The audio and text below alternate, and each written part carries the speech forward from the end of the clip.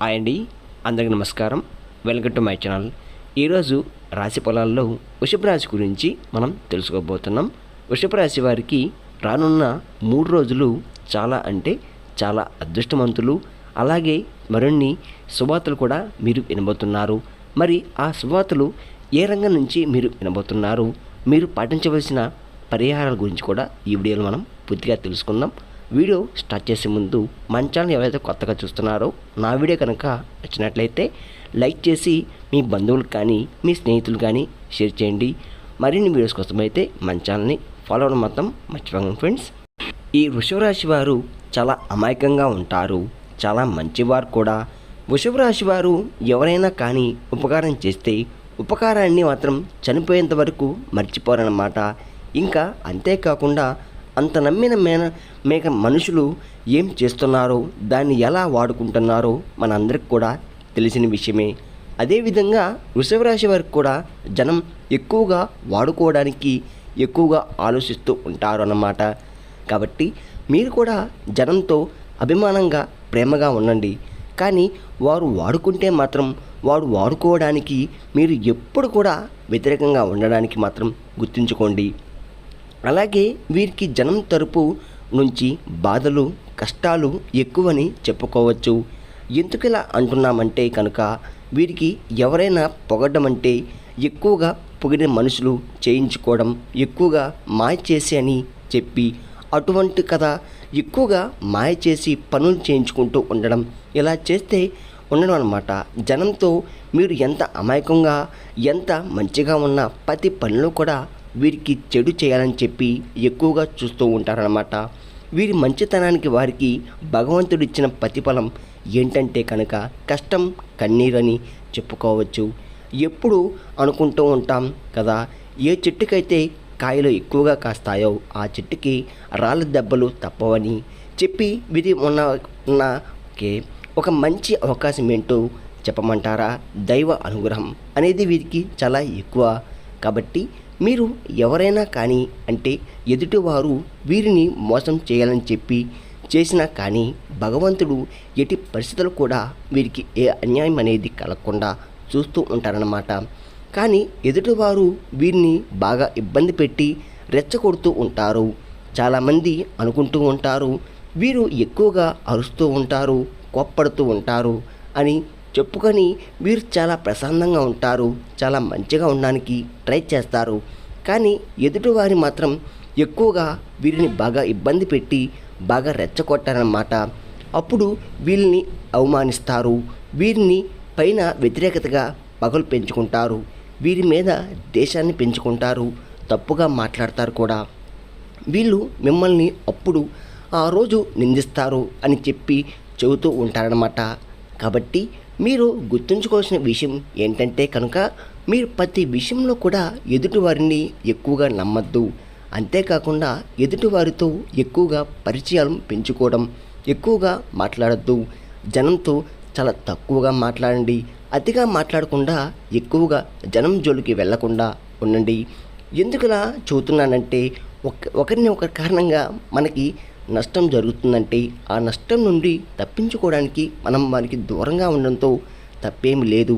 ఎంత మంచిగా ఉన్నా మనల్ని వాడుకోవాలని చెప్పి చూస్తూ ఉంటారు, ఎంత మంచిగా ఉన్నా మనల్ని రెచ్చగొట్టాలని చెప్పి చూస్తూ ఉంటారు, ఎంత మంచిగా ఉన్నా ఏదో ఒకరోజు తప్పును వెతుకుతూ ఉంటారు.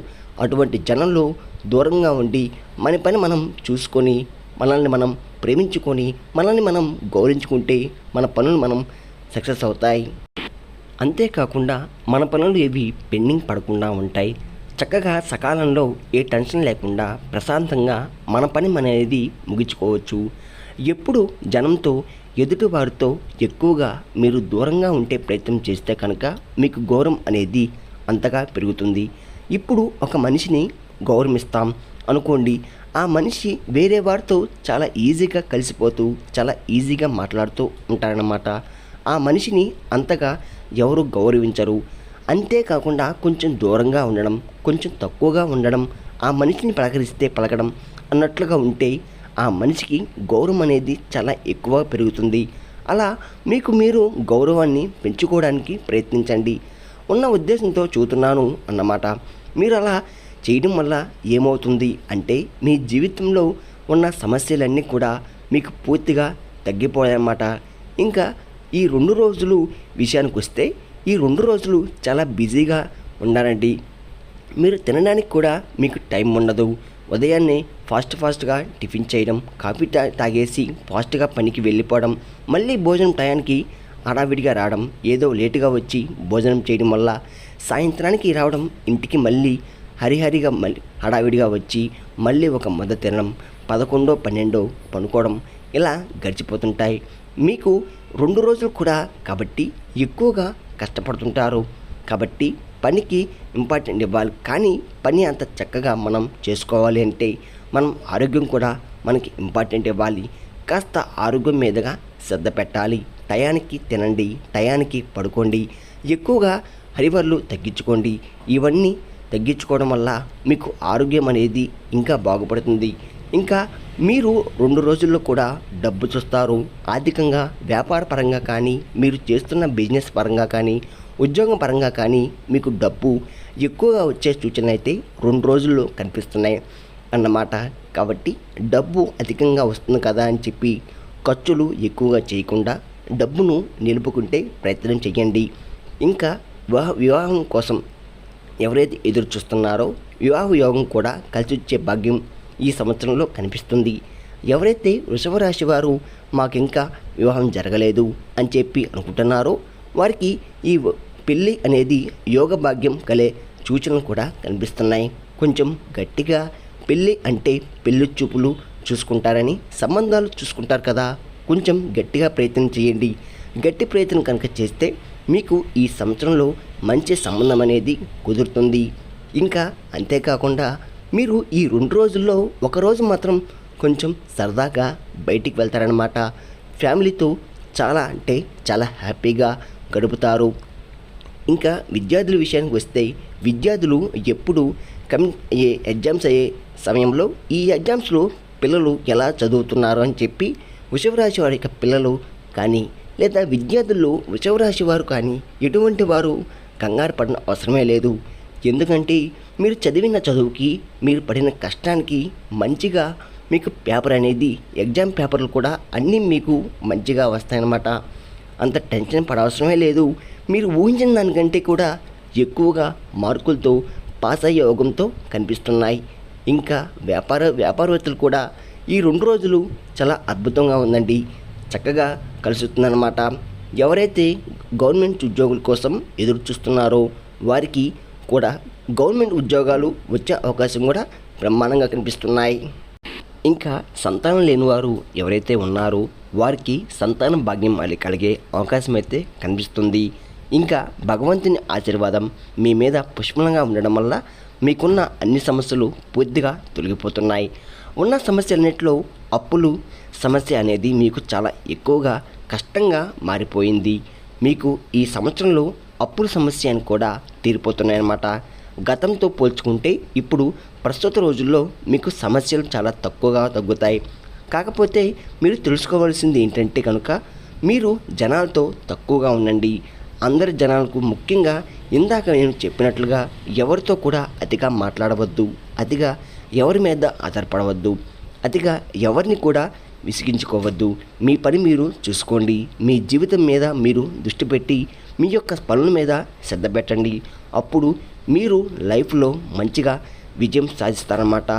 ఇంకా మీరు వినబోతున్న 5 శుభవార్తలు ఏంటంటే కనుక మొదటిది మీకు ఆరోగ్యం అనేది అనుకూలంగా ఉండబోతుంది. ఇప్పటి వరకు కొన్ని చిన్న అనారోగ్య సమస్యలు అనేది మిమ్మల్ని వెంటాడి వేధిస్తూ ఉంటాయన్నమాట. అటువంటి సమస్యలు అనేది పూర్తిగా తగ్గిపోతున్నాయి అని 100% అయితే చెప్పాలి. ఆరోగ్యమే మహాభాగ్యం అని చెప్పుకుంటూ ఉంటాము. ఈ భూమి మీద ఆస్తులు, అంతస్తులు, డబ్బు, నగలు వీటన్నిటికంటే ముఖ్యమైనది కేవలం ఆరోగ్యం అన్నమాట. ఈ ఆరోగ్యం అనేది మీకు అనుకూలంగా ఉంటుంది. ఇది మొదటి శుభవార్త. ఇంకా రెండవ శుభవార్త ఏంటంటే మీకు వివాహం ఇందాక చెప్పినట్టుగా అదే మళ్ళీ చూస్తున్నాను. మీకు వివాహ యోగం అనేది మీకు కలిసి రానున్నది. మీ ఇంట పెళ్లి బాజాలు అనేవి మోగపోతున్నాయి. ఎవరితో అయితే మీ వివాహం జరగలేదో మాకు పెళ్లి సంబంధం కుదరలేదు, అని చెప్పి అనుకుంటున్నారో వారికి ఈ వివాహం సంబంధాలని కుదిరి చక్కగా సంబంధం ఆ వివాహం అనేది జరుగుతుంది. ఇది రెండవ శుభవార్త.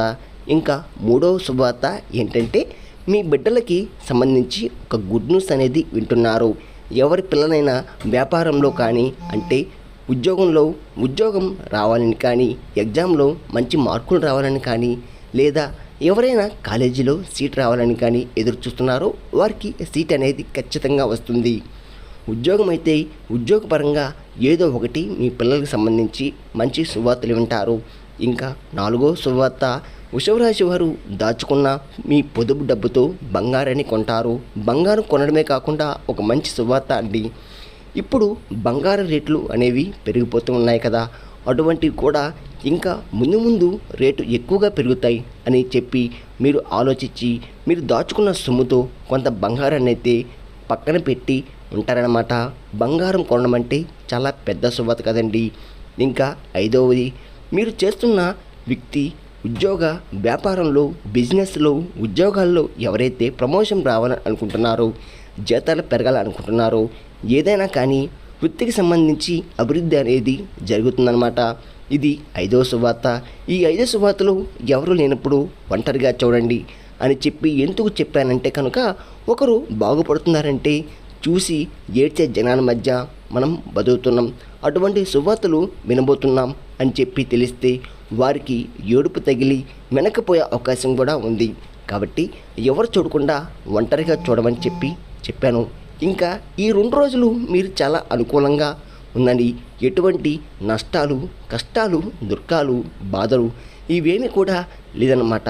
చాలా సంతోషంగా ఈ 2 రోజులైతే మీరు గడుపుతారు. మరి వృషభ రాశి వారు ఈ వీడియో కనుక నచ్చినట్లయితే నా వీడియో నచ్చినట్లయితే ఒక లైక్ చేసి మీ బంధువులకి, స్నేహితులకి మరియు మీ స్నేహితులకి షేర్ చేసి మన ఛానల్ని ఫాలో అవ్వడం మొత్తం మర్చిపోండి ఫ్రెండ్స్.